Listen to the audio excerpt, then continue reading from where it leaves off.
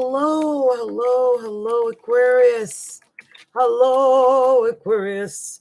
This is Adrienne Obey, Capricorntigress, intuitive astrologer of Western intuitive astrologer of astrology, a look inside.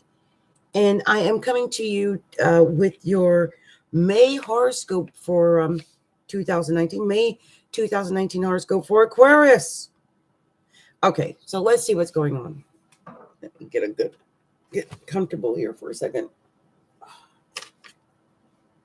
What's going on, Aquarius? Okay, Aquarius. So home and family. Home and family. Yep. Nurturing, caring about your family, your children. Home.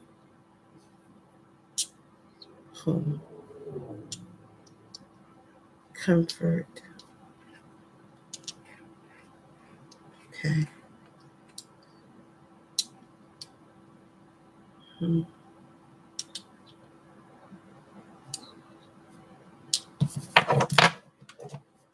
But that's not there, right? We don't got that there anymore, but we do have card on that. Okay. Okay, so Aquarius, I just needed to really get a good vibe on what's going on with you guys. A lot of emphasis down in that second quadrant. It's the fourth, the fifth, the sixth house. It's really emphasized in the month of May. And it's funny because there's so much emphasis in the fourth house. It's almost like, what? Okay. Wow. And that's Taurus. So it's a natural square to Aquarius. So it's not like it's welcome. You know what I mean?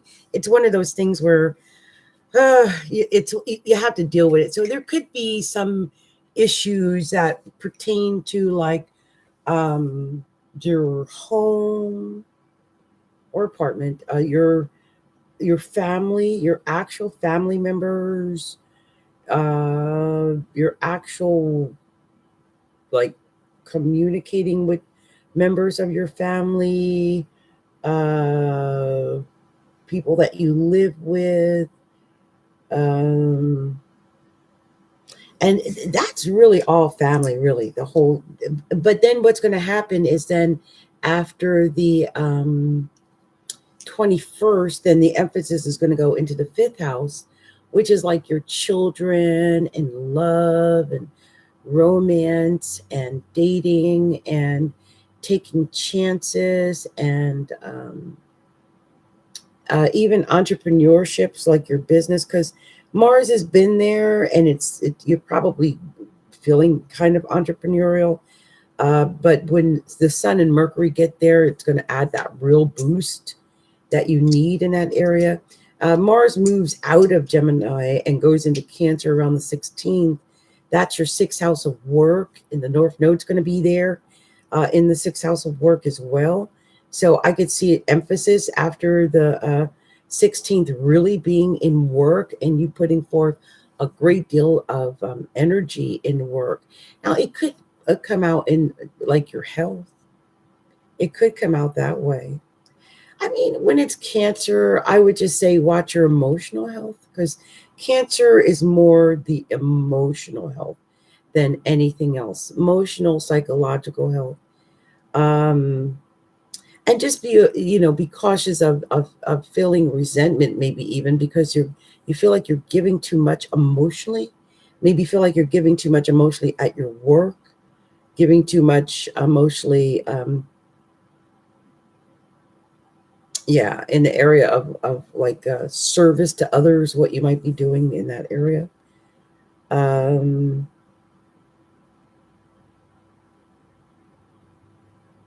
But I would think also you need to be careful of your health, because the sixth house is also health and Mars is there. Mars is not a happy planet. It's a malefic. It's not a benefic. It's a malefic planet. That means wherever it goes, it's wreaking havoc, or wants to. I mean, only good aspects to that Mars can curtail it wreaking havoc where it goes. A lot of people don't think about Mars that way. They just think it's this great planet. And I'm like, no, it's action, but it's a malefic planet, somewhat like Saturn. Where Saturn goes, we know that it's not going to be that kosher. The fact that we have both Saturn and Pluto together anywhere makes me cautious about where that is. In your case, it's in your 12th house of self undoing. Now, it is Saturn and it is Pluto. And so I would say you might be actually holding back on doing things that create your self undoing. You might be actually not, as bad as some other people are, holding back, restricting yourself, being responsible when people, least expect it, doing things privately in a responsible manner, uh, wielding power secretly behind the throne. That's interesting. It's not saying that you don't wield the power, but you wield the power secretly. Well, that's interesting. You see a lot of that. Saturn and Pluto in the 12th house also can indicate hidden secrets. Like you could just be having secrets that are being played out. That's a possibility. The 4th house, where all that Taurus is, all that emphasis really is for the month, is the house of endings. Like usually endings are indicated. So it could be the ending of something in your life, Aquarius. And this could actually be the ending of something that has to do with love, Aquarius, because Venus is there in the 4th house. So is Mercury. So is the sun.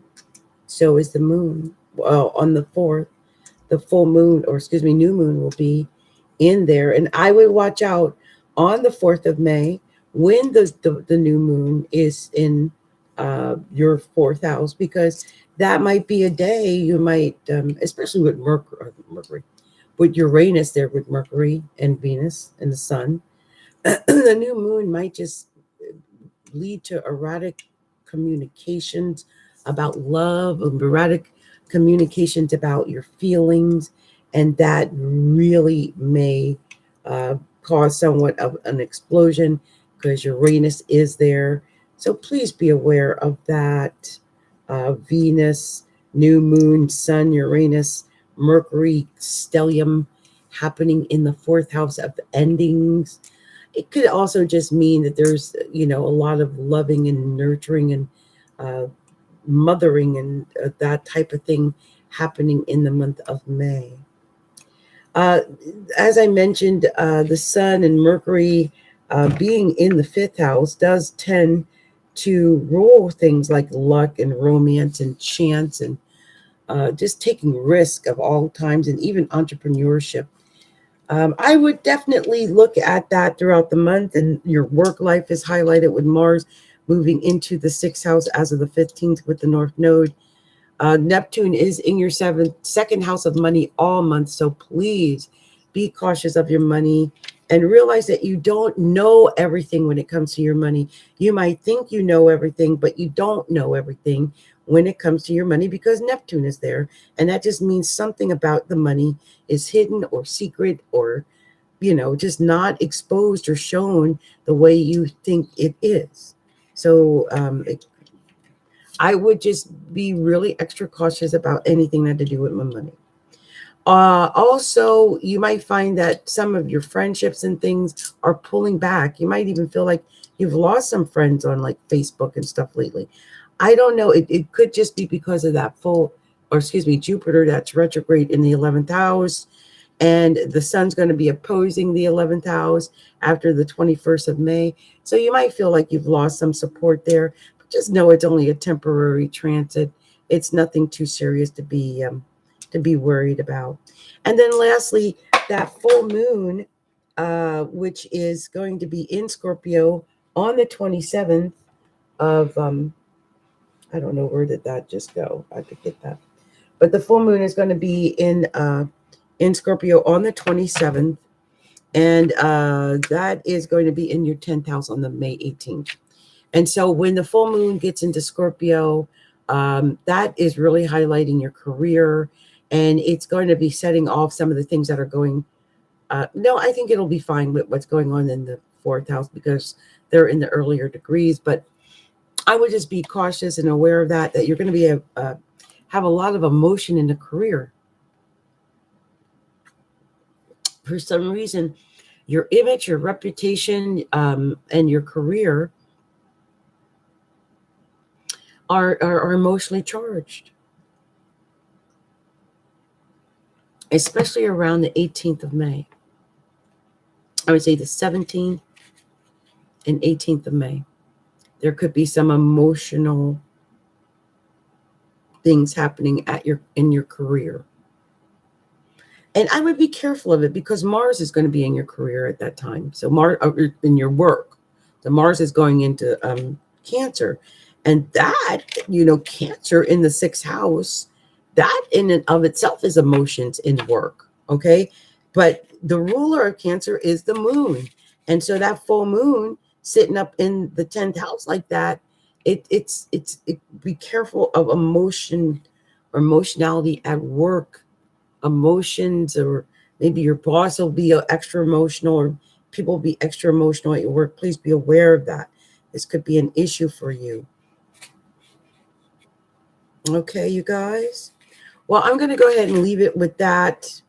I'm going to come back, I'm sure, in the month and do like a mid-month reading, and I'll probably do other readings during the course of the month. But I just wanted to get something out there because May is, any day now. We'll be in May. And so I just wanted to get something out to you so you have it and you can, just look it over and see how, if any of what I had to say resonates with you and if it affects your life in any way. And if you haven't, please like, share, and subscribe our videos. Subscribe to us here on YouTube. And also be sure to stop by our website blog at astrologylookinside.com and subscribe to the website there. You can also find me on Facebook at facebook.com/Astrology Look Inside, and then also in our groups on Facebook at facebook.com/groups/Astrology A Look Inside. And finally, I am going back on Patreon, and you can find me at Patreon at patreon.com/Capricorntigress. Well, it has been my pleasure doing this reading. Much love and much light to you. Blessings to all.